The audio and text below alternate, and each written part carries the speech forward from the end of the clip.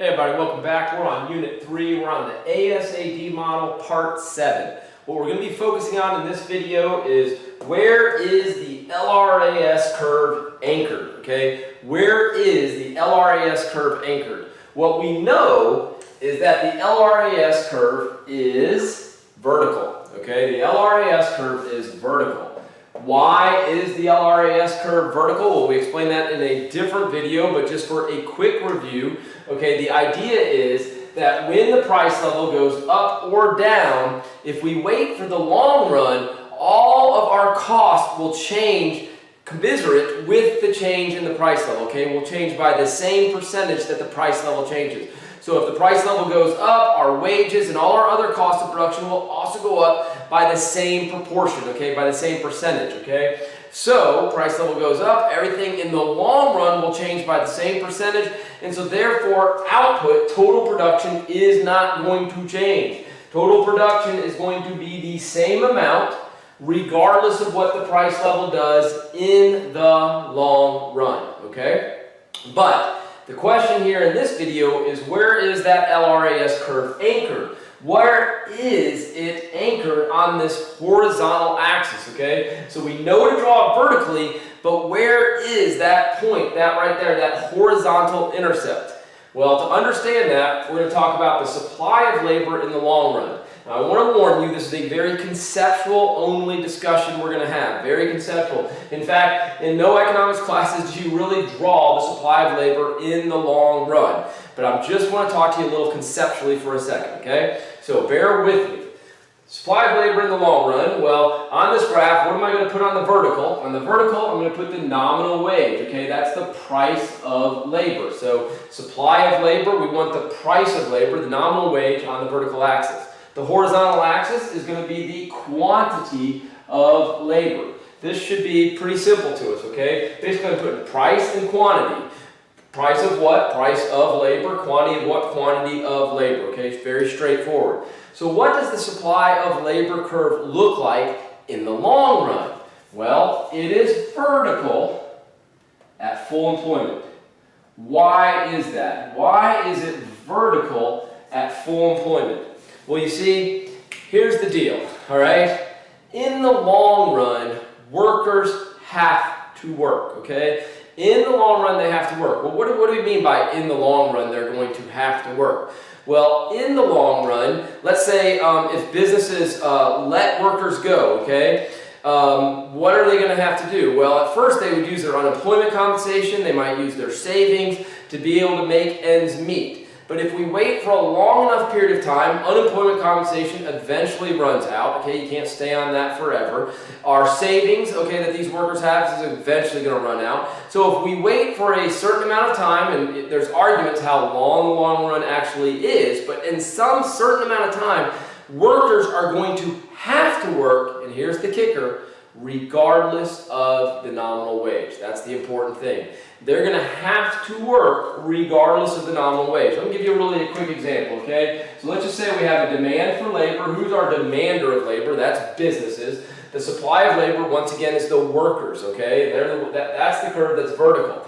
Let's say we fall into a recession. So we get a recession out there. People stop buying goods and services as much. Well, what's going to happen to the demand for labor by businesses? Well, when businesses see that people aren't buying their products as much, they're going to start making less products, and so they're going to start laying off some workers. So the demand for labor is going to shift to the left. That is a decrease in the demand for labor. Now, as I do that, I want to mark a couple of points that are really important. Well, that was my original equilibrium point. Okay, there's my original equilibrium point. And here's my nominal wage.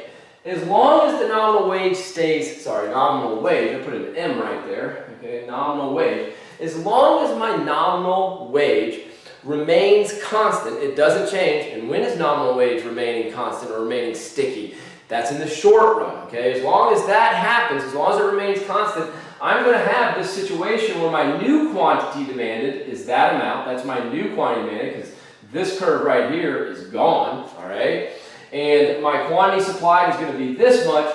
I'm going to get some unemployment, okay? And the actual type of unemployment I'm going to get is cyclical unemployment. I'm going to get some cyclical unemployment right there. And we do get cyclical unemployment in the short run. Now, what's going to happen in the long run?